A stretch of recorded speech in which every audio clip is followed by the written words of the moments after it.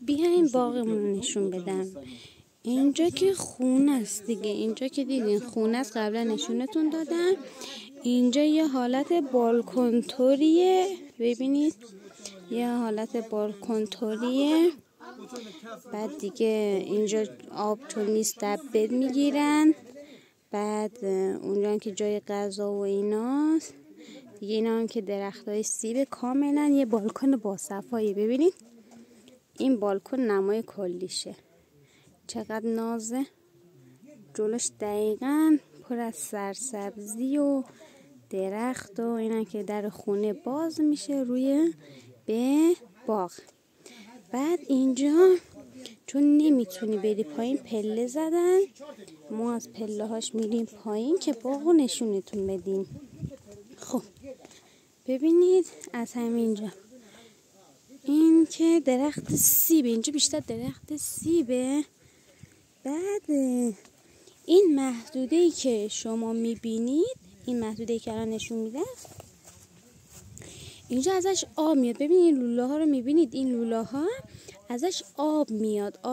بعد دیگه اینجا یه حالت انگار رودخانه طوری باز میشه تو این سبزه ها که دستات میشوری و آب اینجا آب کاملا طبیعی و خیلی مفید برای بدن و خیلی سرد. با این که الان وسط بهار و تابستونی، اوایل تابستونی، خیلی خنک اینجا، هواش خنک. اگه شما دقت کنید هواش کاملا خنکه.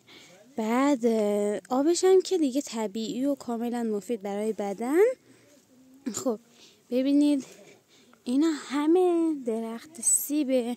این خونه است که رو پنجرش به این ور باز میشه. خب بعد همینطوری میری باغ بزرگ اینجا میگه. این ببینید این الان یه فرغونه اینجا که با این کارا رو انجام میدن دیگه. حالا بعضی موقع سیب داخلش میریزیم، بعضی موقع میان اینجا خاک داخلش میریزن.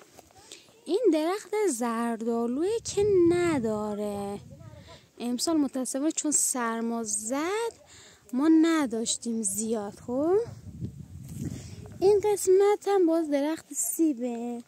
اینجا هم که همه سیبه، خیلی همه سیبه. بخوام اونور رو نشون بدم، اونورم همه سیبه.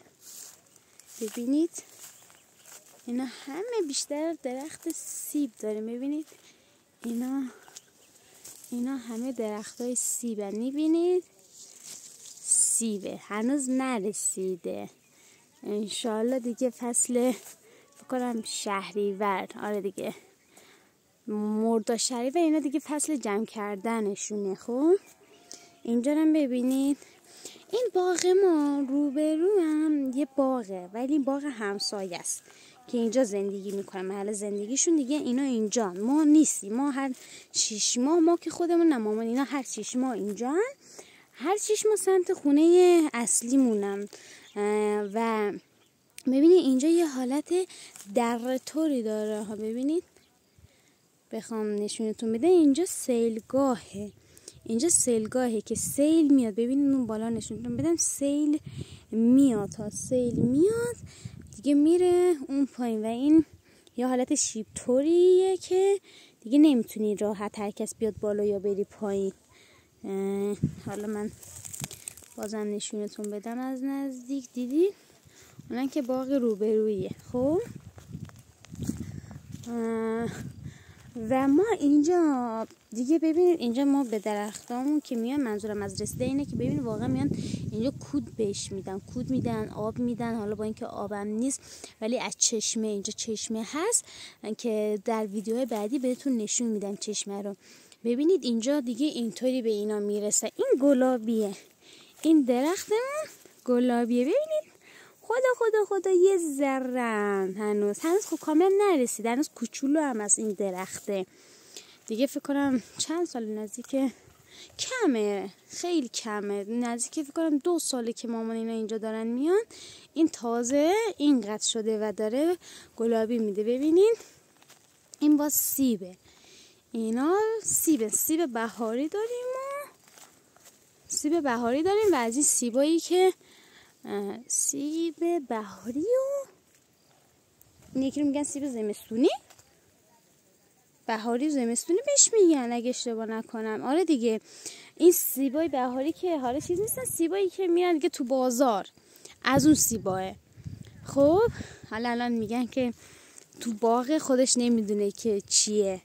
خب اینم که ببین اینو نگاه چه نازه.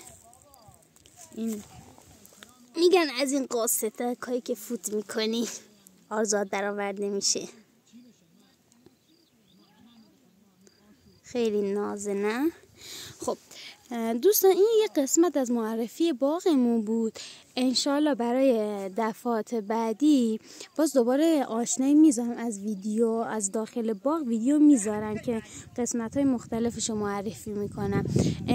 اگر از این ویدیو خوشتون اومد سابسکرایب کنید، کامنت حتما بذارید، زنگوله رو فشار بدید که در ادامه با ویدیو بیشتری آشنا بشید.